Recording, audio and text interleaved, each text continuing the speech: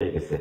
আপনাদের আপনাদের আমি বুঝাতে চাইছি একটা জিনিস, জাহেলি কোনো আদর্শের সাথে সম্পৃক্ত হওয়া যাবে না। আল্লাহ তুমি আমাদের হেফাজত করো, বলেন আমিন। রাসূল সাল্লাল্লাহু আলাইহি ওয়াসাল্লাম বলেছেন, লাইসা মিন্না মান তাশাব্বাহা বিগায়রিনা ওয়ালা তাশাব্বু বিল ইয়াহুদি ওয়ালা বিন নাসারা। আল্লাহ রাসূল বলেন, যে ব্যক্তি অন্যদের সাথে সাদৃশ্য রাখবে সে আমার উম্মত না।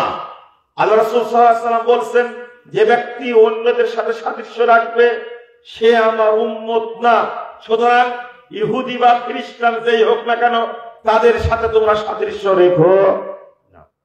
সব জায়গায় সাদৃশ্য, সব জায়গায়। আপনি নাড়িটা কাটছেন, তাই না? মুছটা লম্বা রাখছেন, এটা কাদের আদর্শ? হ্যাঁ, কেন রাখেন? রাসূল সাল্লাল্লাহু আলাইহি ওয়াসাল্লাম সব জায়গায় এতটা বিরোধী ছিলেন ইহুদি খ্রিস্টান, আর আপনি সব জায়গায় ইহুদি খ্রিস্টানদের সাথে কি করছেন? আপোষ করেছেন সব জায়গায়। দাড়ি পেকে গেছে, দাড়িতে কি দিবেন? মেহেদি দিবেন। কিন্তু মেহেদি আপনি না দিয়ে কি করছেন? হয় আপনি কালার করছেন, না হলে সাদাই রেখে দিচ্ছেন, তাই না? সাদা রাখা যাবে না। সুন্নাহ হলো কি দেওয়া? মেহেদি দেওয়া। এক। কিন্তু আপনি করছেন উল্টাটা। দেখেন, আপনি উল্টাটা করেন মানে সালাম দিতে হয়। দেখা হলে আপনি বলছেন কি কি বলছেন? হ্যালো। এটা কাদের আদর্শ? হ্যালো কুত্তাকে না, এটাই চালু হয়েছে, মোবাইলে চালু করে দিয়েছেন আপনার, তাই না? হ্যালো হ্যালো বলতেছেন, সালাম চলে না। বাচ্চা বিদায় নিচ্ছে, বিদায় কি বলে? টাটা। কাদের এটা? মাকে মা না বলে কি বলছে? বাপ্পা। বাপকে কি বলছে? বলেন না, হ্যাঁ? কাদের আদর্শ?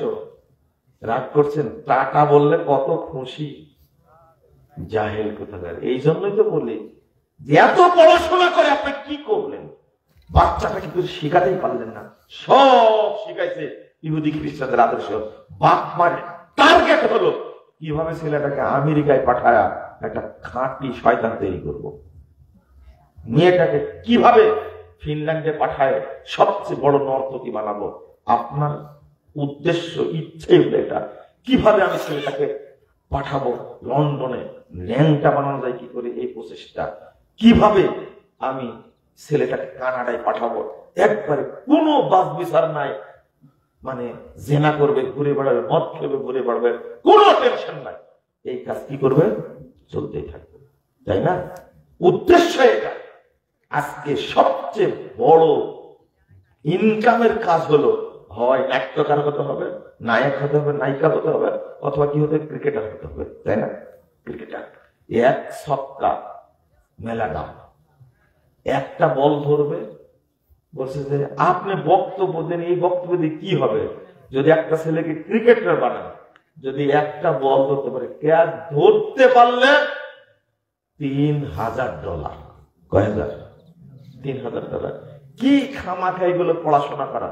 যখন বিশ্ববিদ্যালয়ে পড়াশোনা করেছি তখন টার্গেট ছিল সবার বন্ধুদের ব্যাংকে একটা চাকরি করতে হবে। আর এখন যারা বাচ্চা জন্ম দিচ্ছে তাদের টার্গেট হলো ক্রিকেটার বানাতে হবে অথবা নায়ক বা নায়িকা বানাতে হবে। C C C. সারা বাংলাদেশে ফেসবুকের মাধ্যমে, ইউটিউবের মাধ্যমে, ইন্টারনেটের মাধ্যমে যে যত বেশি ন্যাংটা হতে পারে সে তত বড় ভাইরাস বাংলাদেশে। এগুলো কারা করাচ্ছে? আপনার সন্তান করছে, আপনার মেয়ে, আপনার ছেলেই করছে। দিনের 5 পয়সা দাম তাদের কাছে নাই। সবগুলো আদর্শের, ইহুদি খ্রিস্টানদের, বিধর্মীদের আদর্শের তালে তারা চলেছে। আজকে শিক্ষা সফর বলেন, বিবাহ বার্ষিকী বলেন, তারপরে বিয়ের অনুষ্ঠান বলেন, সব জায়গাতে সব বিধর্মীদের সংস্কৃতি। আমি কি ভুল বললাম? সব জায়গাতে, কোন জায়গাতে ইসলাম সংস্কৃতি নেই।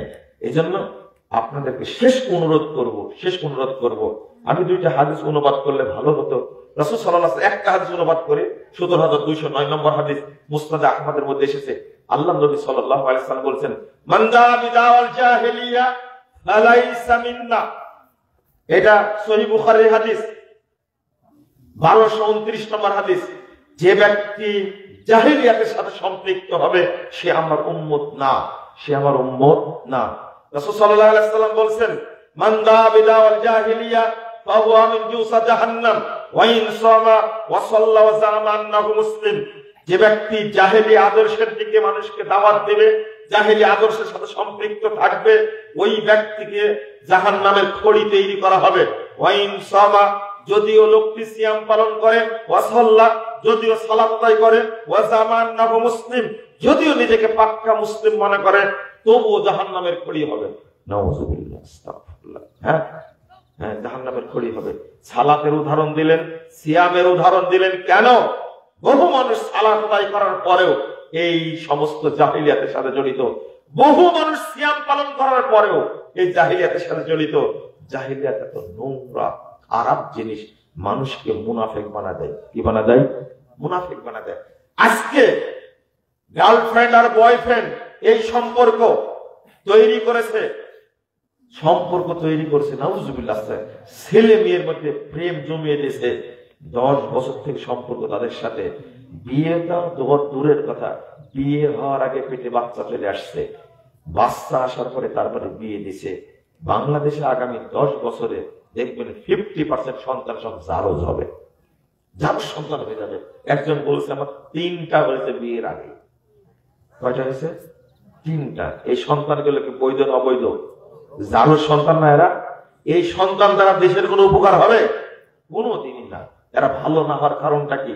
সারা বাংলাদেশে শহর কেন্দ্রে দেখবেন বেশিরভাগ প্রতিবন্ধী বেশি। কি জানেন? প্রতিবন্ধী বেশি। কেন বলেন তো প্রতিবন্ধী বেশি? ওই সন্তান জন্মগ্রহণ করেছে এমন হারাম কায়দায়, হারামের উপরে জন্মগ্রহণ করেছে, সবগুলো প্রতিবন্ধী হচ্ছে। এই জন্য তারাই হচ্ছে ধর্ষক, তারাই হচ্ছে খুনি, তারাই হচ্ছে সন্ত্রাসী, তারাই হচ্ছে মর্থ, তারাই হয় দুর্নীতিবাজ। গোটা দেশ এই শ্রেণীরা ভর্তি হয়ে গেছে।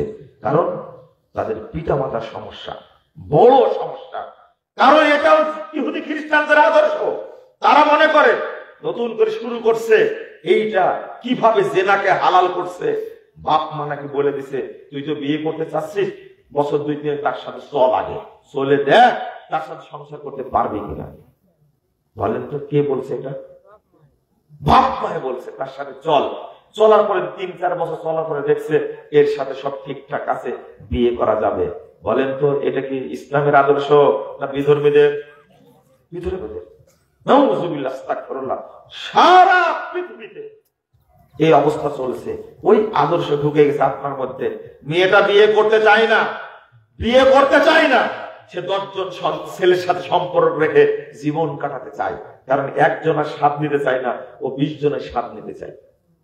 ছেলেটা বিয়ে করতে চায় না, বয়স হয়ে যাচ্ছে 42-43 বছর, বিয়ের কথা বলে মুখ ঘোরায় না, ও বিয়ে করবেই না। বিয়ে করলে একটা মহিলার সাথে সম্পর্ক থাকতো, আর বিয়ে না করার কারণে তার অন্তত 150-200 মেয়ের সাথে সম্পর্ক, অবৈধ সম্পর্ক।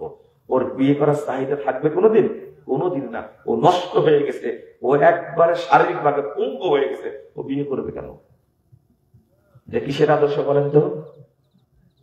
সব এই পার্শ্ববর্তী দেশ, ইন্ডিয়া যেমন আছে, আমেরিকা আছে, তারপরে কানাডা আছে, লন্ডন আছে, এই সমস্ত দেশের নারী পুরুষদের আদর্শ গ্রহণ করেছে আমাদের সন্তানরা, আমাদের ছেলে মেয়েরা। এরা বিয়ে করতে চাই না, এইভাবে চলতে থাকবে, বিয়ে করার দরকার নাই। নাউযুবিল্লাহ, আস্তাগফিরুল্লাহ। সব নষ্ট জগতে আছে, সব নষ্ট জগতে আছে। আপনি ভাবতে পারেন, আল্লাহর কসম করে বলেছি, আল্লাহর কসম করে বলেছি, বাপ মেয়েকে বিয়ে দিতে দিচ্ছে না, মেয়ে সন্দেহকে বলছে, 2 বার কসম করেছে, আরেকবার বলে আল্লাহ কসম করে বলেছি, মেয়ে বলছে আমার আব্বা আমাকে ধর্ষণ করে। এটা বাংলাদেশের, এবং আমাকে বলছে আপনি আমার আব্বাকে চিনেন। আল্লাহর কসম করে বলছি, বাংলাদেশ ভাইয়ে বোনে তো জেনা হয়। এগুলো কাদের কালচার? কাদের কালচার? আমি আজকে এর উপরে কথা বললাম, যদি কিছু কথা বলে আপনি কষ্ট পান আমাকে মাফ করবেন, কারণ এইগুলো এখন বলতে বাধ্য হলাম। আমি তো এই বক্তব্য দেই না, আমি তো বক্তব্য দেই না।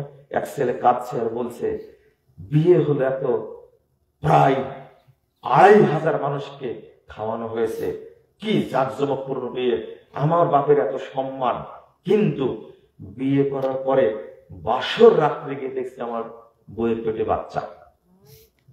কি আছে? বাচ্চা। এখন তালাকও দিতে পারি না, পাঠাতেও পারি না, ঘুমায় এক ঘরে কিন্তু আলাদা জায়গায়, কারণ পেটে বাচ্চা আছে, সেও পরিষ্কার। তুমি আমার মতো একটা ছেলেকে নষ্ট করলে কেন? বাপ বিয়ে দিছে তাই বিয়ে হয়েছে, বাচ্চাটা নিয়ে আসছে অন্য জায়গায়, আর আপনারা বলবেন যে বোনাস পেয়েছে, তাই না? বুঝেন না মনে হয়, তাই না? আচ্ছা, এইগুলো প্রশ্ন যদি করে না কষ্ট হয় না? অনেক ব্যস্ততা দেখে, অসুস্থ দেখে ছেলে ঢাকায় চলে এসেছে, বউ রেখে, নতুন বউ রেখে ঢাকা চলে। কেন? তোর কি হয়েছে? বাড়িতে আসিস না কেন? এখন এমন পরিবারে দুইজনের সাথে বিয়ে হয়েছে, বউকে তালাকও দিতে পারে না, শ্বশুরকে বলতেও পারে না আপনার মেয়ের পেটে আগে থেকে বাচ্চা আছে, এটা বলতেও পারে না, ইজ্জত যায়। কেরে এত হাজার হাজার টাকা, লাখ লাখ টাকা খরচ করে বিয়ে হলো, সম্পর্ক নাই। বলছে যে আমি এখন ঢাকায় অবস্থান করছি, বলছে অসুস্থ, আমি পরে বাড়িতে আসবো, কিন্তু নতুন বউ রেখে আসছে। এটা নতুন বউ না, অনেক পুরাতন বউ। বুঝেননি কথা? এগুলো কিসের লক্ষণ? কিসের লক্ষণ এইগুলো? এই সন্তান থেকে বৈধ না অবৈধ? জাল সন্তান পেটে নিয়ে আসছে এইভাবে। আস্তাগফিরুল্লাহ, আস্তাগফিরুল্লাহ। ছেলেটার আক্ষেপ। আমি কোনোদিন কোনো মেয়ের সাথে সম্পর্ক রাখিনি, কোন মেয়ের সাথে আমি প্রেম করিনি, কিন্তু আমার কপালে এই জেনাকারী নিয়ে আসলে কেন? বলে তো কি উত্তর দেবেন? কি উত্তর দেবেন? কি উত্তর দেবেন? কার পাপ যে কার ঘাড়ে পড়েছে আল্লাহ ভালো জানে। শেষ শেষ, অনেক সময় পড়ে যায়। আপনি বলবেন বাচ্চাটা বিকলাঙ্গ হয়েছে, প্রতিবন্ধী হয়েছে, এটা কি বাচ্চার দোষ? কার দোষ? বাপ মায়ের দোষ। বাচ্চার দোষ হলে কি করে? হ্যাঁ, কেন হলো? কেন হলো? বাচ্চা তো নিষ্পাপ, তার কি দোষ? স্ত্রীর সহবাস করতে গিয়ে বিসিএস ক্যাডার এত বড় চাকরি পেয়েছে, সব খেতা পড়ে শেষ করেছে, কিন্তু স্ত্রীকে নিয়ে এসে বাসর রাতে যে দোয়াটা পড়তে হবে সেটাই পড়েনি। শয়তান বউকে নষ্ট করে দিয়েছে। বুঝেননি কথা? আস্তাগফিরুল্লাহ। এই শিক্ষা দিয়ে কি হবে? আল্লাহ তুমি আমাদেরকে হেফাজত করো। আল্লাহর রহমত ছাড়া, আল্লাহর দয়া ছাড়া, আল্লাহর নিরাপত্তা ছাড়া বাঁচার কোনো উপায়